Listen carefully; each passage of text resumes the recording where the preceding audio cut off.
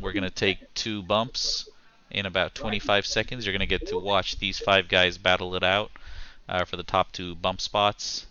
We've got over 18 racers waiting in the lobby to start their C main, B main, A main. We're going to give away 2 gifts, probably right after the B main, if not right after the A main, depending on time. For now, let's watch these racers start it off.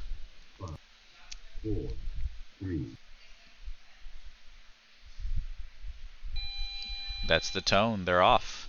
If you're really confused why this camera view, oh, Vince just totally sends it in there. It is, we are running the track backwards, and this is going to be tricky with the camera work, so let's see if we can find a good spot. Uh, I'm, mine's not going anywhere. Okay, looks like we've got one racer with technical difficulties. Yeah, John, I see your car just sitting in the grid.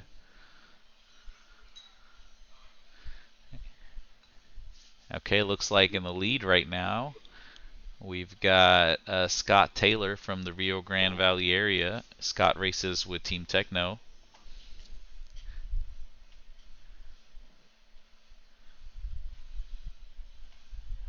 And we're going to let a few laps go by before we worry about lap times and stuff like that. It looks like John Schmuddle has some technical difficulties. His car is not moving.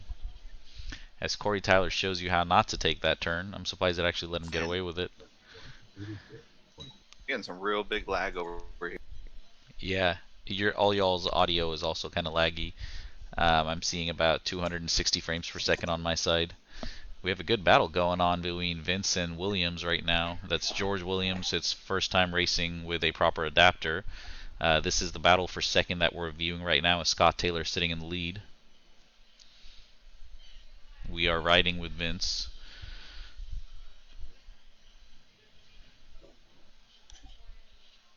Okay, looks like Vince is making good ground on Scott Taylor. Oh, wreck over there. And that lets the second place driver, George Williams, actually move up to first, and Scott Taylor is now in second. So this is the battle for the second bump spot between Vince Slim and Scott Taylor. Scott Taylor is from the Rio Grande Valley area. He races Team Techno. Also in this race, we've got Corey Tyler currently sitting in fourth with Team Techno. Corey's been getting a lot of RC racing done. I saw him race last night at Mike's, and tonight I'm watching him race here at Silver Dollar. I'm not sure what happened to George Williams, but it looks like he wrecked, and all 3 of these guys are within half a second of each other. This is now the battle for the bump spots. All 3 of them are within half a second of each other. You're actually viewing them live. Let's actually make it interesting and ride with one of them. So let me switch views. This is the follow view.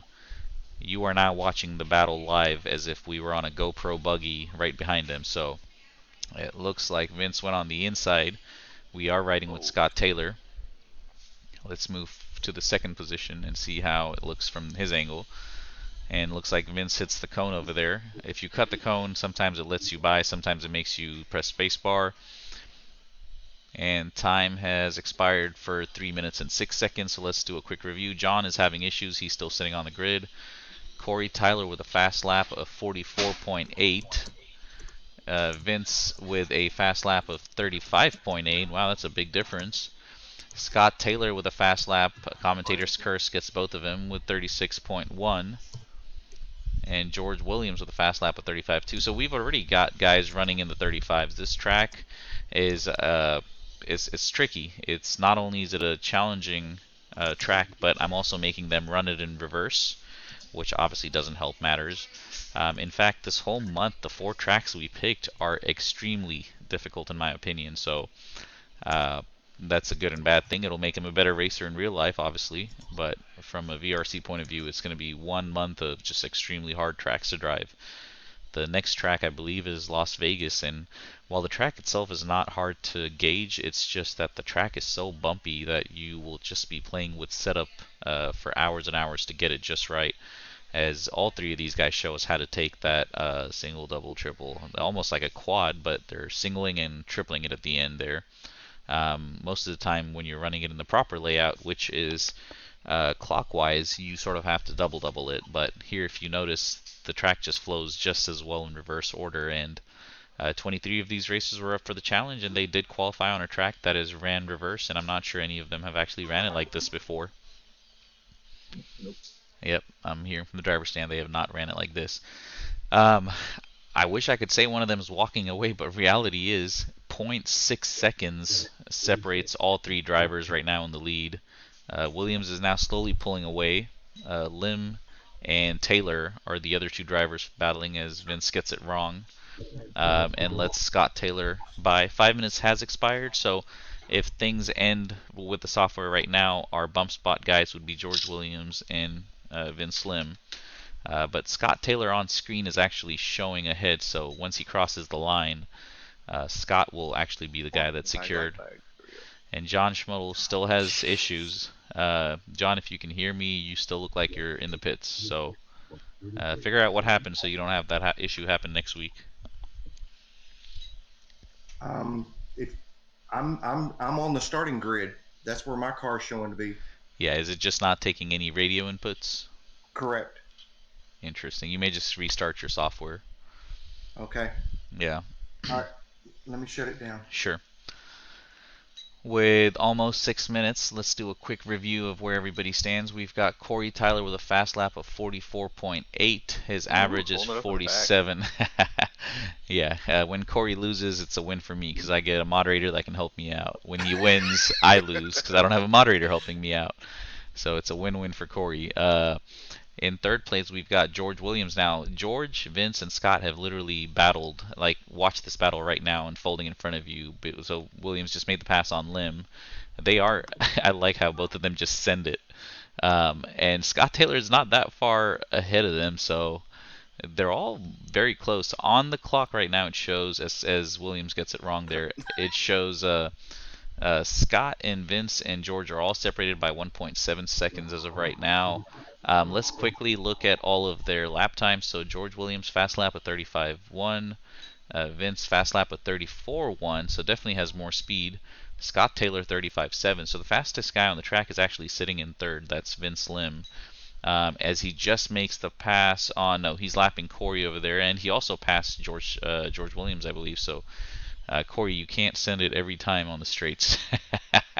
Dude, I'm on one. I like it. Sending it into turn one is his is the sponsor he represents. It's literally sending it into turn one. So he will take you out in turn one, or be the fastest guy going into turn one, which is good because he races a Techno, which is a pretty durable car.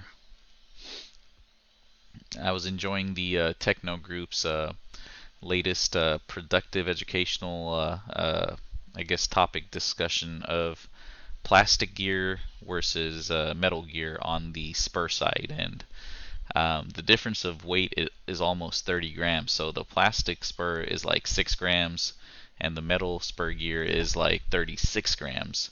So That's pretty good. It's a massive difference. That's almost like what is it, 6, 12, 18, yeah, so more than almost like 4.2 times heavier. So do you want to have the rotational mass and durability of a metal spur and a metal pinion, or do you want to go with a plastic spur and save about 30 grams? I don't know the answer, but if you guys are curious, you should go on the Texas RC page and look over there how they're discussing that. And there's multiple people saying, hey, if you set the mesh right, plastic works fine for a year or two. And then there's guys saying that, no, I go through my plastic spurs in 2 days, so I need a metal one. Some guys just like the rotational mass, some don't. Some like the sound, some don't. All sorts of opinion. I personally have ran both, and I can't seem to have a opinion on yes or no on either side. They both work, and they're both designed to work, and if you set your mesh right, they both should sound just fine. So go read that, as Vince is still the fastest guy on the track with a 34.1. He's currently sitting in second, which is securing the bump spot. Scott Taylor, quietly with his Team Techno green buggy with the black stripe down the middle with black wheels, running 35.5, has also secured the first spot. George Williams, it seems like, had a few bad laps. I'm not sure how he got a 57-second lap time, but that put him 21 seconds behind. So, George, I don't know if you took a break and went to the bathroom, but 57-second lap time is impressive. That is very slow. And he is capable of quick lap times, as he has ran at least 5 laps right at 35.1, 35.2, 35.3.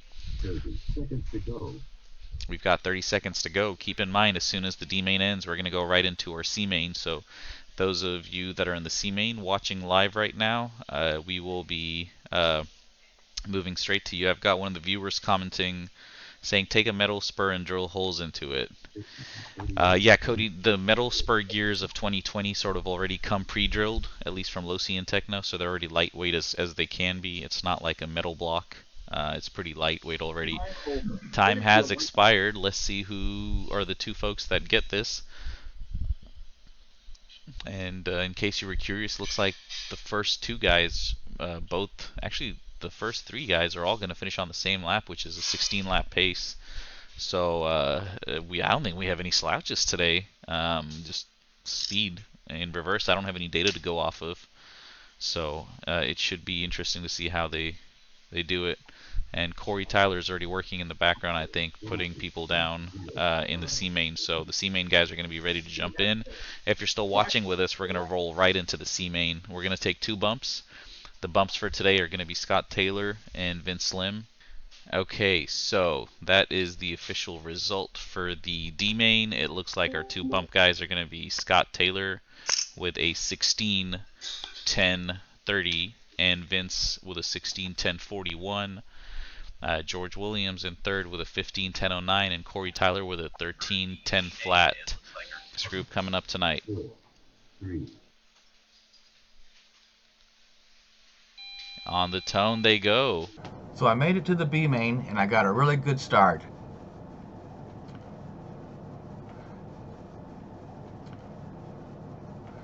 I did make a mistake in this one section right here, but I was still in 3rd place.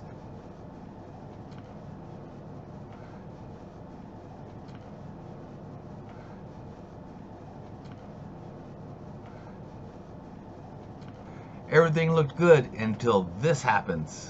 By the time I got back on my wheels and made a couple of turns, I was told that I had missed my turn, so I had to go back, putting me in the very back of the pack. And for the entire C main, I was basically in last place until the final lap, and everybody seemed to have crashed or something, and I finished 1 spot away from making it to the B main. Hope you guys liked the video, and remember, a bad day at the track is better than any day at work. Catch you guys next time.